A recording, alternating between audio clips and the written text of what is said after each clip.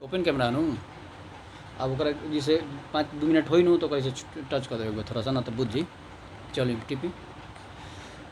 आइए तो आज भोजपुरी के ऐसे कलाकार जिसको आप देखेंगे, समझेंगे, जानेंगे तो आपको यही फीलिंग होगा कि इतना छोटा बच्चा जो है, इतनी छोटी बच्ची जो है इस उम्र में इतने अच्छे अच्छे गाने कैसे गा लेती है।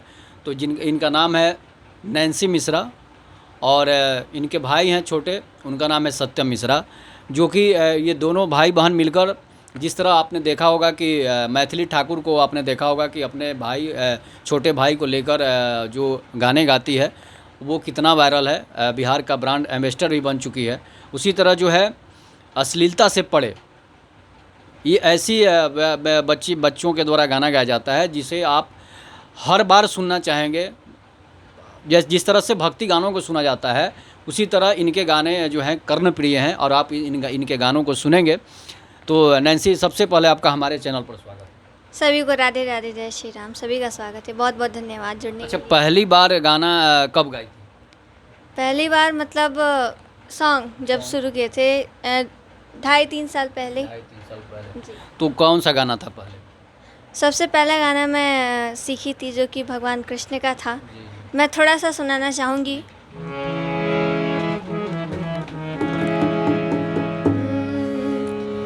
राधे कौन से पुण्य किए तुमने, हरि रोज तेरे घर आते हैं। राधे कौन से पुण्य किए तुमने, हरि रोज तेरे घर आते हैं। हरि रोज तेरे घर आते हैं, हरि रोज तेरे घर आते हैं, हरि रोज तेरे घर आते हैं, हरि रोज तेरे घर आते हैं। राधे कौन से पुण्य किए तुमने, हरि रोज तेरे घर आते हैं। राधे कौन से पुण्य किए तुमने, हरि रोज तेरे घर आते हैं। ये गाना कृष्ण भगवान के ऊपर है और ये गाना ऐसे ऐसे गानों को ही सुनना चाहिए। कुछ लोग हैं जो ख़राब गाने को भी सुनते हैं। ये गाना ऐसा गाना है जो आप घर में किसी भी परिवार के साथ बजा सकते हैं, कहीं भी गा सकते हैं। अच्छा, ये इस गाने के बाद कौन सा गाना है? इस गाने के बाद बहुत सारे मैं मतलब धीरे धीरे जो क्लासिकल म्यूज़िक होता है उसके बाद उसका जो बंदिश होता है, फिर धीरे धीरे गाना जो है मेरे पिताजी सिखाने लगे। अच्छा, गाना आप लोगों के गुरुजी कौन है? एक्चुअली मेरे गुरुजी जिसको मैं मानती हूँ छोटू छलिया जी हैं। अच्छा, तो गाना पहले आप कहाँ सीखी? मैं सब मतलब यूट्यूब से ही शुरू से सीखती हूँ। अच्छा, यूट्यूब। तो फिर हारमोनियम बजाने के लिए कौन सिखाया? वह यूट्यूब से। हारमोनियम बजाने के लिए भी यूट्यूब से सीख ली? जी। तो फिर इसमें सारे गामा होता है तो उसको कैसे पता चला कि किस उंगली से कौन सा बटन दबाएंगे तो फिर वो सारे गा मा पा दा नी सा ऐसा होता है? हाँ, वो सब मतलब यूट्यूब से देखते सीख गए। यूट्यूब से देख के सीख ली, कहीं कोचिंग क्लास नहीं की है? नहीं, आज तक नहीं किया क्योंकि यहाँ मतलब हमारे शहर में आरा शहर में कोई सिखाने वाला नहीं है अच्छा। यहाँ तो बहुत सारा कोचिंग चलता है संगीत का। जी, लेकिन यहाँ पर मतलब अच्छे अच्छे टीचर जो हैं वो नहीं है, इसी कारण। तो खुद अपने से सीख गई? जी, हम दोनों भाई बहन यूट्यूब से सीखते हैं और पिताजी कुछ कुछ सिखाते रहते हैं। तो पिताजी भी गाना गाते हैं? नहीं, अनुभव होता है ना कि हाँ यहाँ गलत गा रही हो तो ऐसे करो, बस ऐसे ही। ये सोचने वाली बात है कि बिना गुरु का ज्ञान, लोग कहते हैं कि बिना गुरु का ज्ञान नहीं होता है। जिस तरह से एकलव्य ने बिना गुरु के ही ज्ञान प्राप्त कर लिया था, उसी तरह आज आरा की धरती पर भी एकलव्य के रूप में जो है नैन्सी मिश्रा और सत्यम मिश्रा हैं, जो बिना किसी के सिखाए यहाँ तक कि हारमोनियम बजाना भी सीख लिया। संगीत इतना कठिन होता है कि सबके बस की बात नहीं होता है और इन्होंने बिना गुरु के, बिना किसी के सिखाए यूट्यूब से देखकर इन्होंने गाना सीख लिया और इसके बाद हारमोनियम बजाना सीख लिया। बहुत बड़ी बात है। लोकगीत कौन कौन सा आपका है? लोकगीत बहुत सारा लोकगीत है जो कि उनमें से मतलब कुछ मेरा प्रिय लोकगीत है। मैं एक सुनाना चाहूँगी।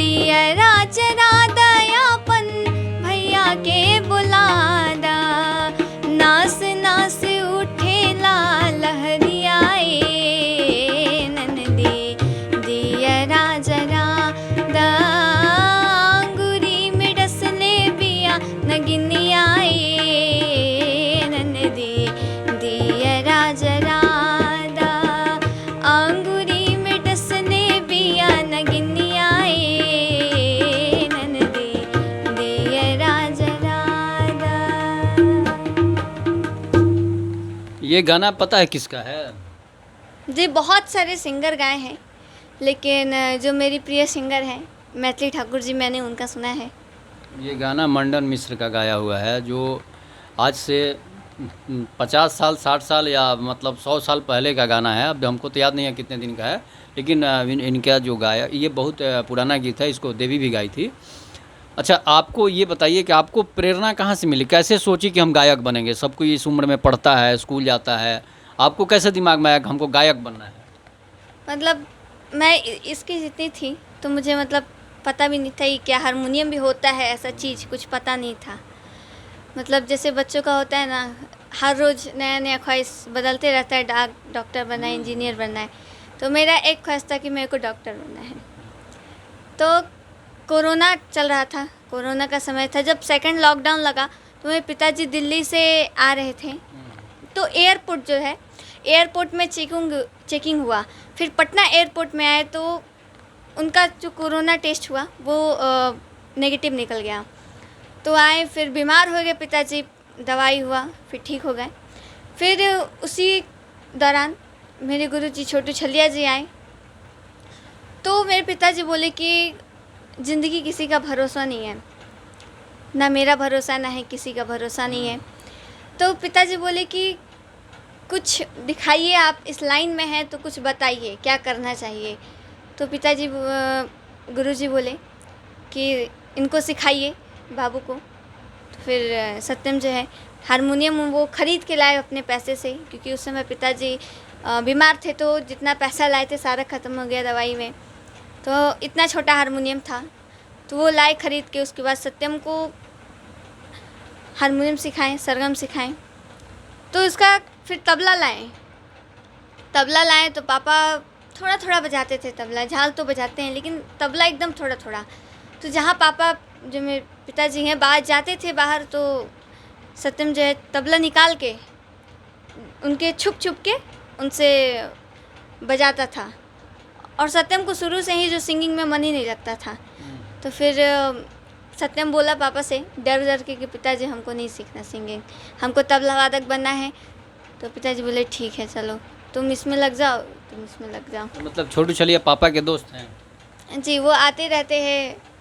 तो छोटू छलिया बताए हैं कि गाना कैसे गाया जाता है कभी? नहीं, वैसे तो नहीं बताएं, लेकिन जहाँ गलती होता है ज़रूर बताते हैं। तो छोटू छलिया के साथ कोई गाना आया हुआ आपका? जी नहीं, कभी ऐसे मतलब बैठ के सिखाए नहीं है। कुछ बताते हैं, जैसे हाँ, जैसे मैं गाना गा रही हूँ, थोड़ा मिस्टेक हुआ, बताते हैं, ऐसे नहीं ऐसे। तो फिर आपको अपने साथ गाना क्यों नहीं गवाया? गाना तो आप गाना चाहिए साथ में।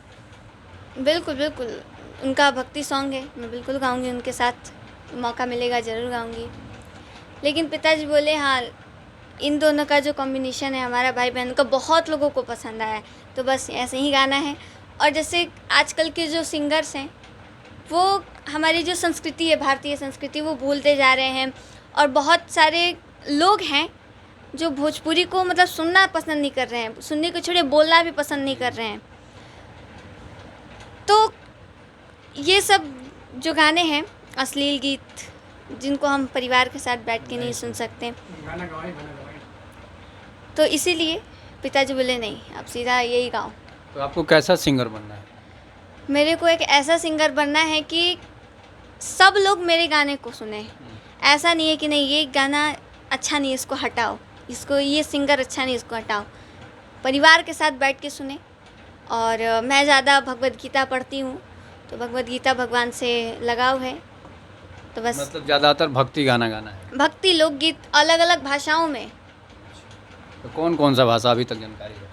अभी तक भोजपुरी, मैथिली, उसके बाद पंजाबी, हरियाणवी, गुजराती, राजस्थानी, सारे भाषाओं में गा लेती है? जी मैथिली में गानों को याद है? बिल्कुल बिल्कुल।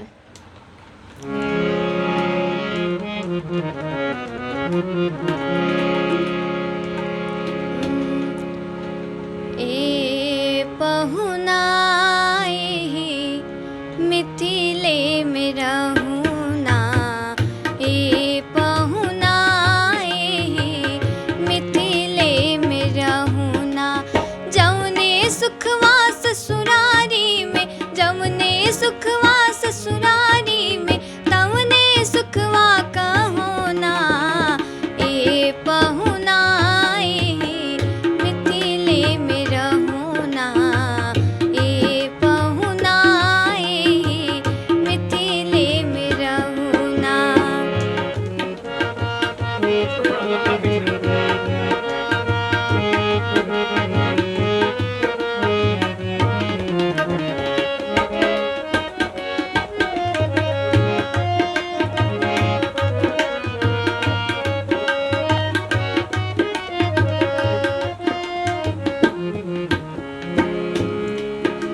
नित्य नवीन मन भावन व्यंजन पर सब कंचन थाली हो, नित्य नवीन मन भावन व्यंजन पर सब कंचन थाली, स्वाद भूख बढ़ जाई सुन सारी सरहज के गारी, हाँ स्वाद भूख बढ़ जाई सुन सारी सरहज के गारी, बार बार हम कर बिचरौरी, हाँ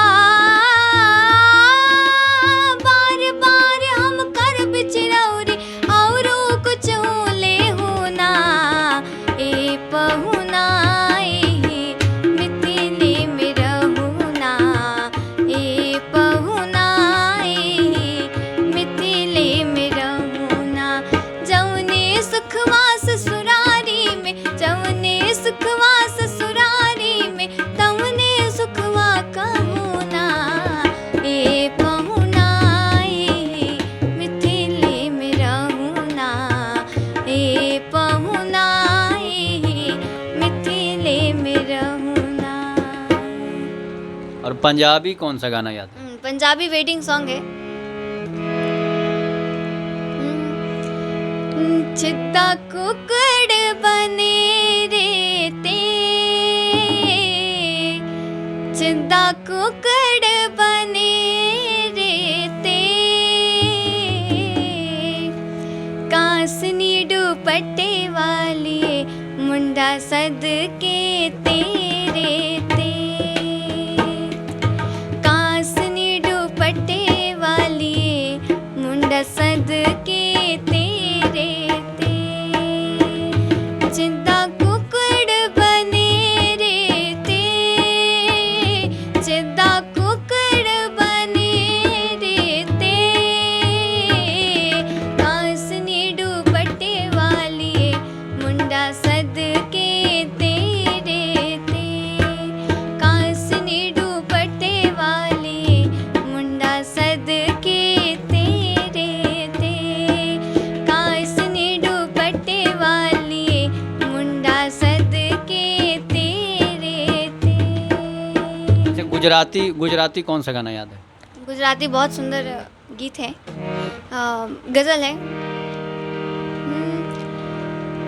नयन ने बंद राखी ने में जारे तमने जो याचे, नयन ने बंद राखी ने में जारे तमने जो याचे, तमे छो ऐन करता पण वधारे तमने जो याचे, नयन ने बंद राखी ने में जारे तमने जो याचे, नयन ने बंद राखी ने में जारे तमने जो याचे, तमे छो ऐन करता पण वधारे तमने जो याचे, नयन ने बंद राखी ने में।